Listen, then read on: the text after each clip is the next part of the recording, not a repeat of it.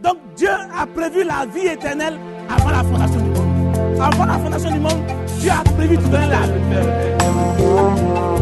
Le Fils n'est pas de Dieu. Reconnais-le. Mon Dieu, toi le roi, je veux vivre ta grandeur, Seigneur de l'univers, je t'exprie.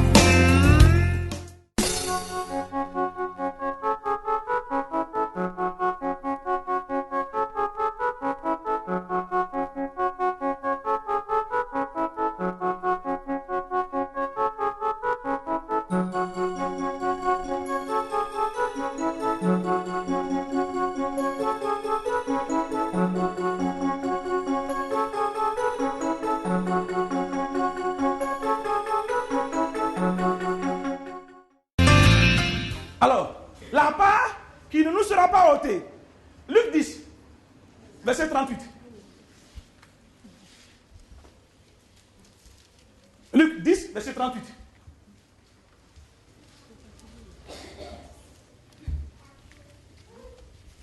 Vous y êtes? Comme Jésus était en chemin avec ses disciples, il entra dans un village et une femme nommée Marthe le reçut dans sa maison.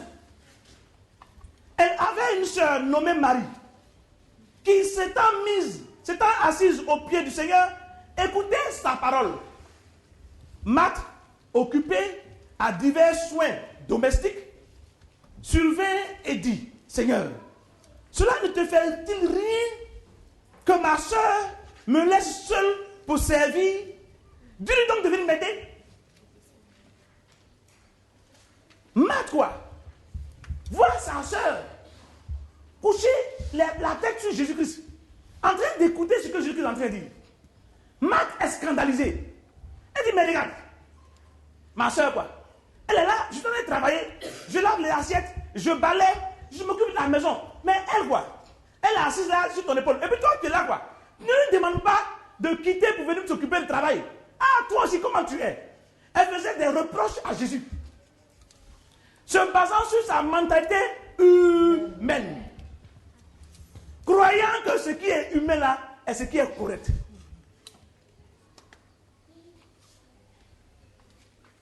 Ce n'est pas ton travail que tu fais qui te donne des points. C'est pas ça. Jésus dit quelque chose. Il dit, le Seigneur lui répondit: Marthe, Marthe, 2 fois de suite, tu t'inquiètes et tu t'agites pour beaucoup de choses. Une seule chose est nécessaire. Marie a choisi la bonne part qui ne lui sera point ôtée. Il dit: regarde, celle qui est venue se mettre sur moi pour écouter là, la parole là, c'est elle là qui a choisi la bonne part. Mais celle qui s'occupe des choses de la maison, et rien que des choses de la maison qui tournent en rond là, elle n'a pas, c'est pas celle-là qui a choisi la bonne part. Toi, Marthe, tu es dans l'erreur. Contrairement à ce que tu penses. La bonne part, c'est quoi? La bonne part, c'est faire ce que Dieu te demande. C'est faire la volonté de Dieu. Ouais. Qu'est-ce que Dieu te demande? De délivrer les captifs. Tu ne peux pas délivrer les captifs. Tu travailles quelque part. Dans ton magasin, on te paye 25 francs. Mais les 25 francs qu'on te paye, c'est un salaire qui remplace donc le temps que tu aurais dû consacrer à Jésus-Christ. Donc ces versets francs ne sont pas à toi.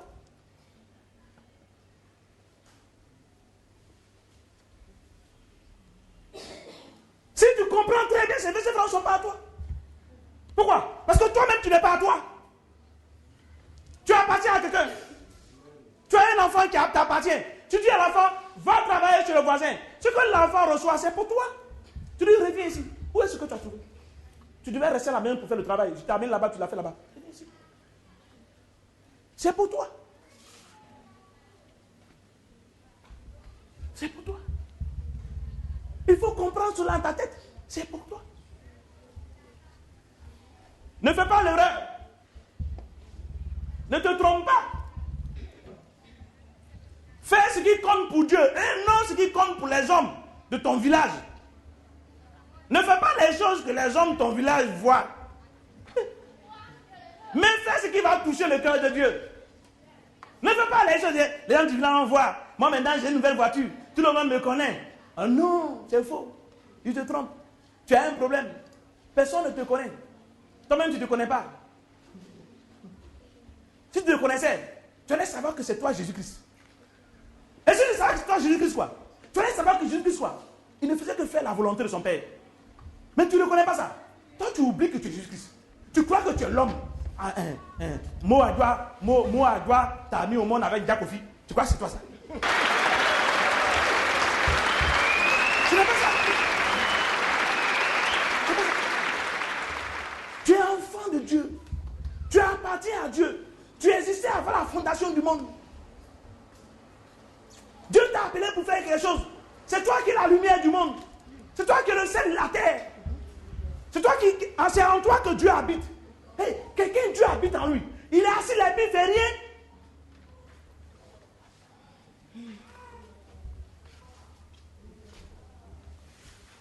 Il dit, je reprends, Jésus dit, lorsque vous vous connaîtrez, alors on vous connaîtra. Lorsque vous vous connaîtrez vous-même quoi? C'est parce que vous ne vous connaissez pas. Vous croyez que vous êtes ce que vous pensez là. Alors que vous êtes une habitation dans laquelle Dieu est. Il a besoin de vous pour faire quelque chose. Il est en train de vous utiliser pour quelque chose. Mais vous ne savez pas. Qui s'appelle Jésus-Christ? C'est le Sauveur. Le Sauveur est-il sur terre? Oui. Au travers de qui? Au travers de moi, au travers de vous. Donc le Sauveur est avec nous. Il dit oui. Mais pour faire quoi? Le dit pour manger Gaba. Le dit non pour travailler à Sokopao. Le dit non pour travailler chez Boulmich. Le dit non pour construire une maison au village. C'est faux. Regarde la Bible, tu vas voir ce que le Sauveur fait. Il vient pour passer de lieu en lieu, annoncer la bonne nouvelle, délivrer les captifs, guérir les malades, ressusciter les morts. C'est ton travail ça, à toi. C'est ton travail ça, à toi. Je vais vous lire un passage que j'ai lu à des gens. Je vais vous relire ce passage-ci. Josué 1, verset 5. Josué 1, verset 5. Vous allez comprendre. Vous avez déjà compris, mais vous allez comprendre. Josué 1, verset 5. Excusez-moi d'accélérer comme ça, mais c'est parce que je veux que vous rentrez vite à la maison. Josué 1, verset 5. Vous y êtes? Il dit, nul ne tiendra devant toi tant que tu vivras. Hein? Un homme que personne ne peut tenir devant lui tant qu'il vit sur terre. Ça, c'est pas un homme, ça. Ou bien, un homme normal, il n'y a qu'à être fort comment. Il y a plus fort que lui quelque part. Ou bien, mais il dit, nul ne tiendra devant toi tant que tu vivras. C'est qu'il y a quelque chose d'autre en toi. Il doit avoir Dieu en toi. Parce que s'il n'y a pas Dieu en toi, quelqu'un va te lutter. Car le Père exige le Père.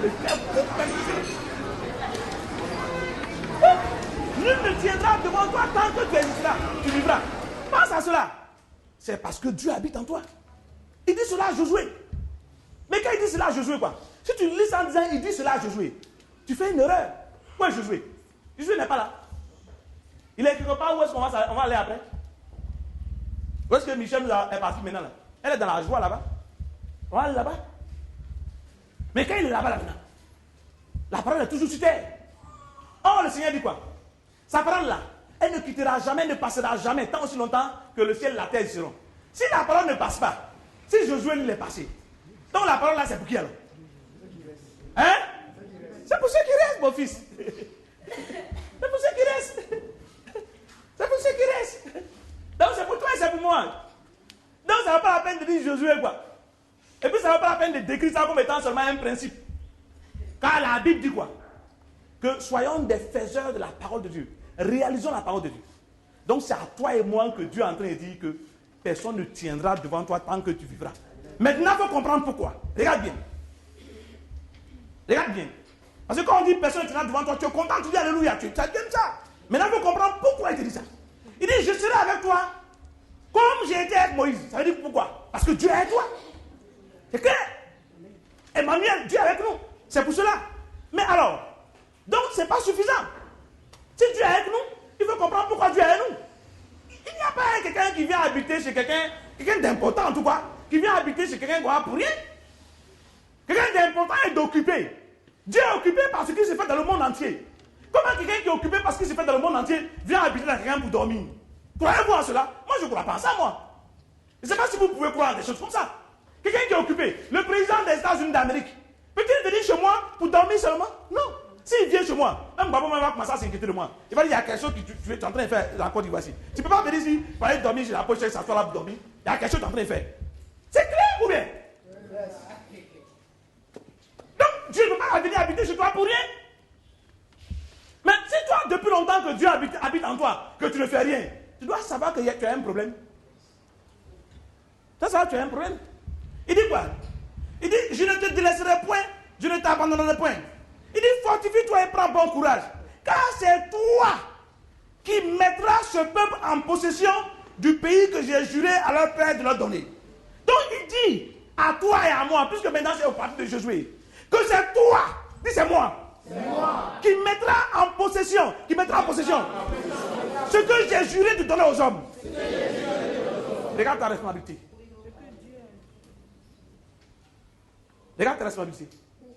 Ta responsabilité, c'est de tout faire pour que la parole de Dieu s'accomplisse dans la vie des gens. C'est toi et moi qui devons mettre en application ou en marche le plan que Dieu a fait. Donc, vous ne pouvez pas penser que vous êtes là, vous êtes, je ne sais pas, comptable dans une société et vous venez à l'église et puis c'est fini. Vous ne pouvez pas penser comme ça. Vous devez comprendre que le projet de Dieu est là et qu'il l'a réalisé. Et votre idée doit être là-dessus. Votre pensée doit être là-dessus. Si vous êtes en train de travailler quelque part, pourquoi vous travaillez? Vous souriez, les gens vous regardent, mais toi tu es toujours gai. Tu dis non, il n'y a rien. Je suis en train de faire l'œuvre de Dieu. Quelle œuvre de Dieu tu es en train de faire? Mais l'argent, c'est que tu fais là, en train de me donner l'argent. Ça fait l'œuvre de Dieu. Je travaille pour Dieu. Si quelqu'un prend ton argent, quoi, et puis il ne te donne pas, tu dis, oh Seigneur, regarde, ton argent, quelqu'un l'a pris. Tout le matin, le gars tombe devant toi. Il amène cet argent. Parce que Dieu sait que tu penses à lui. Dieu sait que tu vis pour lui. Dieu sait que tu fonctionnes pour lui. Mais dans le cas contraire, tu es exactement comme un rebelle devant Dieu. Et si maladie vient, si problème vient, tu ne comprends pas. Il faut que tu changes. Il faut que tu te convertisses. Car le vrai chrétien, c'est ça. Tu es en mission sur terre. Tu n'es pas là pour te promener. Tu es là pour faire quelque chose que Dieu a décidé que tu dois faire.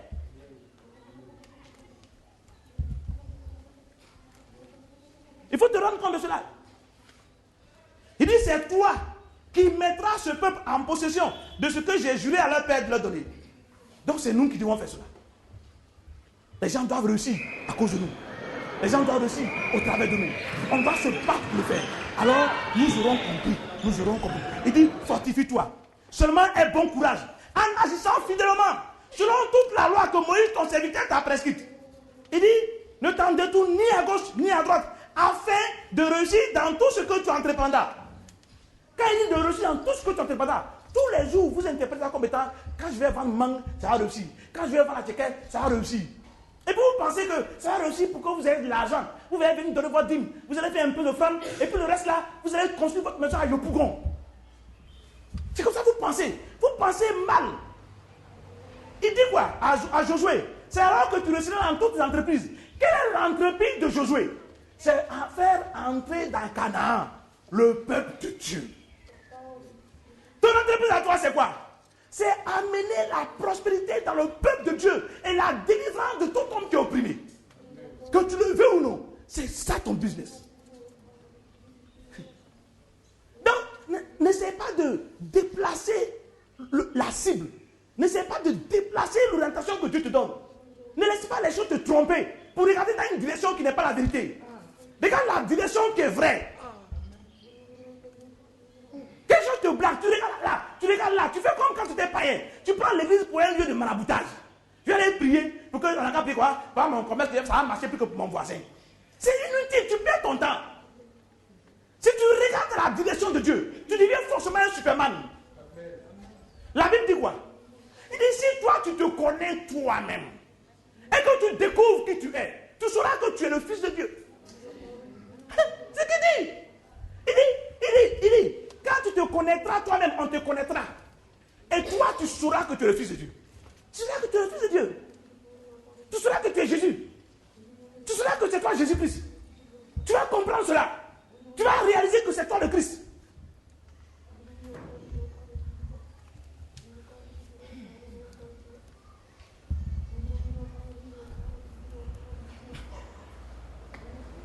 C'est nous qui devons amener les gens dans le royaume de Dieu. C'est nous qui devons investir notre vie pour cela. C'est nous qui devons faire toutes les choses pour que les gens soient sauvés. Parce que Jésus-Christ, quoi, il viendra plus sur la terre autrement que par nous. C'est par nous qu'il est. Qu'est-ce que tu veux que nous fassions? Je te lis un dernier verset, Deutéronome 9, verset 23. Deutéronome 9, verset 23.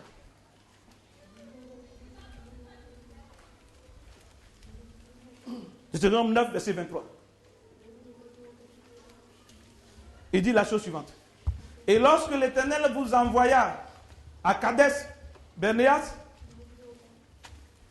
en disant, montez et prenez possession du pays que je vous donne, vous fûtes rebelles à l'ordre de l'Éternel votre Dieu. Vous n'eûtes point foi en lui. Et vous n'obéîtes point à sa voix. Il t'a envoyé sur la terre. Et puis tu dis quoi? Prends possession de ce pays-là. Commande la terre. Prends possession de la terre. Maintenant, il dit, regarde le gars là. Tu es rebelle à la voix de Dieu. Tu ne cherches pas à prendre possession de la terre. Tu cherches à réussir pour toi-même. Tu ne cherches pas à réussir pour Dieu. Tu ne veux pas que l'église prenne possession de la terre. Tu causes ainsi un problème. Il dit, vous fûtes rebelles. Je vous ai dit, allez prendre possession de ce pays-là.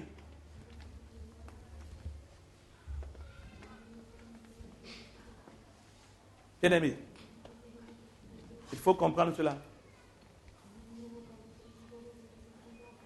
Il faut comprendre cela. Tu es un envoyé de Dieu sur terre. Et tu es en train d'œuvrer pour Dieu sur terre. Et ton travail, c'est de faire l'œuvre de Dieu sur terre.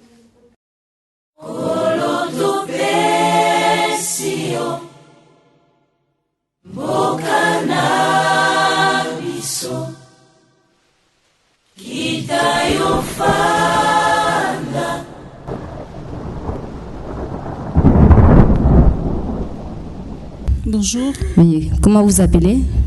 Madame Brouillapo. Madame Brouillapo, vous avez quel âge? J'ai 42 ans. 42 ans. Novembre prochain. Ok. Vous venez de quel quartier? J'habite à 2 pas d'ici. Ok. Et qu'est-ce que vous avez dit comme témoignage? Je voudrais rendre grâce à Dieu et j'ai plusieurs témoignages. Le premier, c'est que mardi dernier à l'enseignement, l'homme de Dieu nous avait enseigné et l'enseignement qu'il nous a donné m'a guéri. Amen. Voilà. Et j'ai écouté la parole de Dieu, j'ai accepté la parole de Dieu, j'ai renouvelé à Dieu mon indéfectible attachement, comme il a dit tout à l'heure, l'homme de Dieu, et cela a procuré en moi la véritable guérison. Parce que il y a quelque temps, j'ai toujours des maux de tête pour lesquels je suis obligée de prendre des médicaments. Et vraiment, depuis mardi jusqu'à aujourd'hui, je ne prends aucun médicament et je me sens bien. Alléluia. Je me sens très très bien. Voilà. Et donc, je voudrais chanter ce chant à Dieu qui dit: je te donne mon cœur, je te donne mon âme, je te donne tout ce que j'ai, ce que je suis est entièrement à toi. Amen. Je te donne mon cœur, je te donne mon âme, je te donne tout ce que j'ai Ce que je suis est à toi. Je te donne mon cœur, je te donne mon âme, je te donne tout ce que j'ai, je t'appartiens. Alléluia. Oui.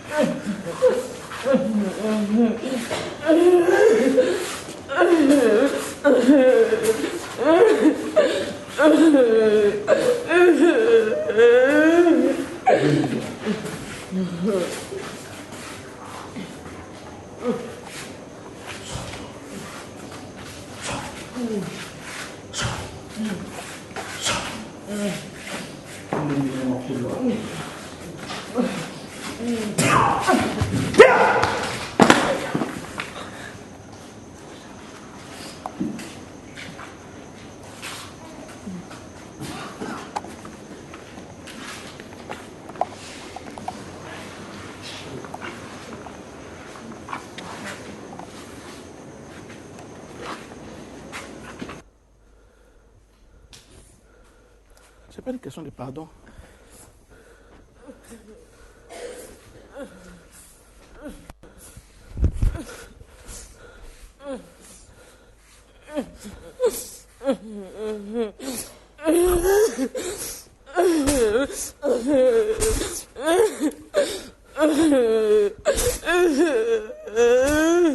Viens de toi.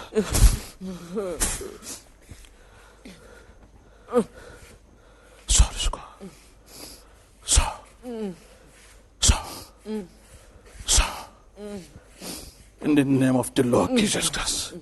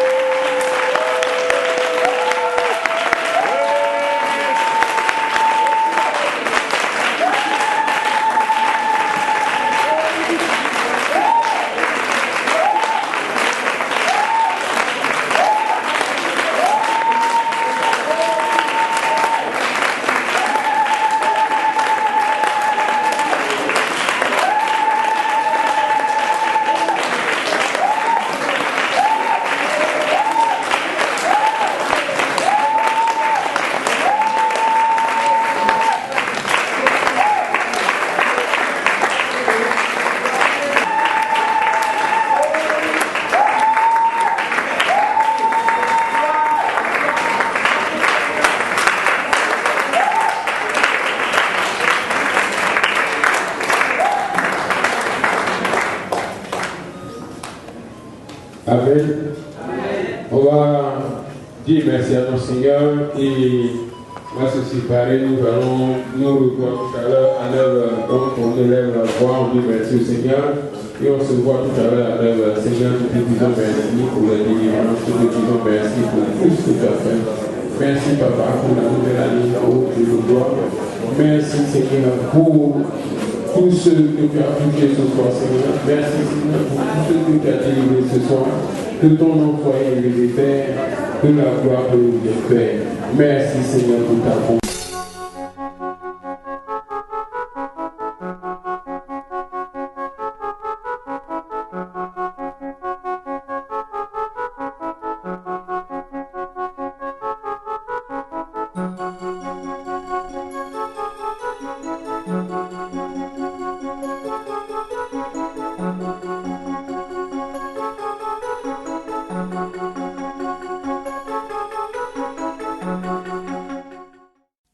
Donc Dieu a prévu la vie éternelle avant la fondation du monde. Avant la fondation du monde, Dieu a prévu de donner la vie. Le Fils n'est pas de Dieu. Reconnais-le. Mon Dieu, toi le roi, je veux vivre ta grandeur, Seigneur.